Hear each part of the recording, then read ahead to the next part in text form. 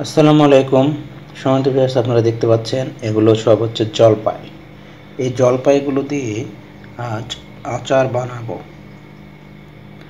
খুব মজা হবে, তাই না সম্মানিত ভিউয়ার্স? দেখুন, এই জলপাইগুলো দিয়ে আজ আচার বানাবো। সেই মজা করে আচার বানানো হবে। আপনাদের সবাইকে দাওয়াত দিলাম, আপনারা সবাই চলে আসবেন জলপাইয়ের আচার খেতে। এই দেখুন সম্মানিত ভিউয়ার্স, জলপাইয়ের আচার একদম গাছ থেকে টাটকা পাড়া। হ্যাঁ সম্মানিত ভিউয়ার্স, এগুলোই হচ্ছে জলপাই। বড় বড় জলপাই, আধা পাকা জলপাই, খাইতে খুব সুস্বাদু। সম্মানিত ভিউয়ার্স, জলপাই আপনাদের যদি কখনো ঠান্ডা লাগে তাহলে আপনারা জলপাই খাবেন। অর্থাৎ আপনাদের যদি সর্দি কাশি হয় তাহলে আপনারা জলপাই খাবেন, জলপাইয়ের ভর্তা খাবেন, দেখবেন আপনাদের ঠান্ডা দূর দূর করে পালিয়ে গেছে। ঠিক আছে, তো চলুন আজকে আমরা জলপাই বানাবো, টুকু জলপাইয়ের আচার বানাবো।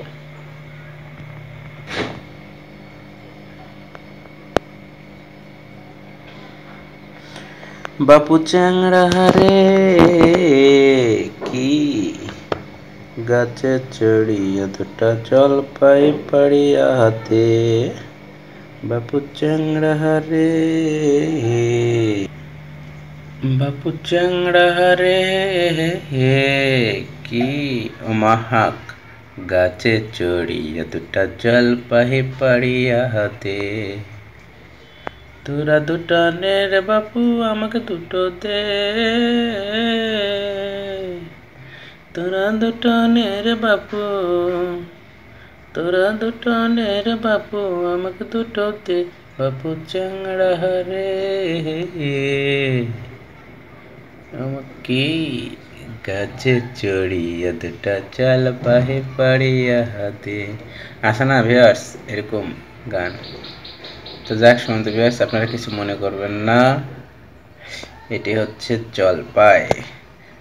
দেখতে মনে হচ্ছে যে ডাবের বাচ্চা অথবা আমড়ার বাচ্চা, তাই না? না সম্মানিত ভিউয়ার্স, এগুলোই হচ্ছে জলপাই, গাছ থেকে পাড়া, খাইতে টক টক সুস্বাদু, হালকা মিষ্টি আর কড়া টক। তো যাক সম্মানিত ভিউয়ার্স, চলুন আজ আমরা এই জলপাই দিয়ে আচার বানাই। আচার আচার আচার।